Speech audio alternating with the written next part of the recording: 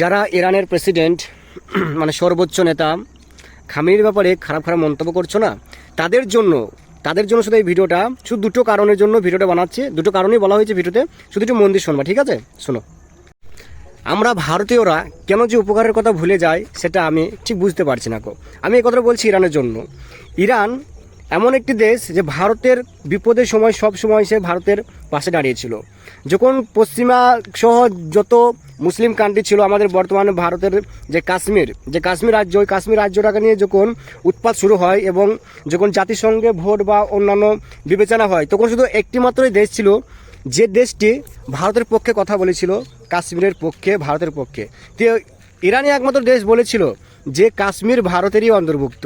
পাকিস্তানের বিরুদ্ধে কিন্তু কথা বলেছিল, যদিও পাকিস্তান মুসলিম রাষ্ট্র, কিন্তু অন্যান্য মুসলিম রাষ্ট্র কিন্তু পাকিস্তানের পক্ষ নিয়ে কথা বলে। আর একটা কারণ হলো 1990 সালে যখন আমেরিকা, তিনি তো সবসময় দাদাগিরি দেখান না, তিনি দাদাগিরি এমনভাবে দেখিয়েছিলেন ভারতের উপর, যখন পারমাণবিক শক্তি দেশ হয়ে উঠলো ভারত, এপিজে আব্দুল কালাম হাত দিয়ে যখন পারমাণবিক বোমা যখন পোখরানে মানে পরীক্ষা হয়, তখনও মানে আমেরিকা এত চাপে রেখেছিল ভারতকে, সেই ভারতীয়রা আজকে ভুলে যায় যে আমেরিকা কত চাপে রেখেছিল। শুধু পারমাণবিক বোমা যে তৈরি করছে ওর ওপর সবসময় নজরদারি রেখেছিল আমেরিকা, সবসময় স্যাটেলাইট করে দেখতো যে ভারতের কোথায় কী কাজ চলছে।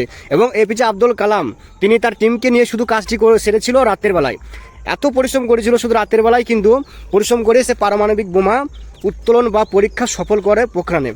এবার তখন যে ভারতের উপর এত চাপ দিয়েছিল আমেরিকা এবং নিষেধাজ্ঞা জারি করে দিয়েছিল যে ভারতকে গ্যাস, পেট্রোলিয়াম কোনো কিছুই দেওয়া হবে না, কোনো তেল গ্যাস কিছুই দেওয়া হবে না এবং যেই দেশ ওকে দেবে বা ভারতকে দেবে, সাহায্য করবে, তার উপর কিন্তু কড়া হুঁশিয়ারি দিয়েছিল। এবং সেই ভয়ে কোনো দেশ কিন্তু আগিয়ে আসেনি ভারতের পক্ষে, মানে তেলের দিক দিয়ে হোক, গ্যাস দিক হোক, কোনো দিক দিয়ে আগে আসেনি শুধু পৃথিবীর বুকে একটাই মুসলিম দেশ, সেটা ছিল ইরান। সেই ইরানই ভারতের হাতটি ধরেছিল, যার কারণে আমরা ভারতীয়রা এখনো তাদের কাছে মানে ঋণী আছি, ঋণী। এই কথা আমরা কেন ভুলে যাই?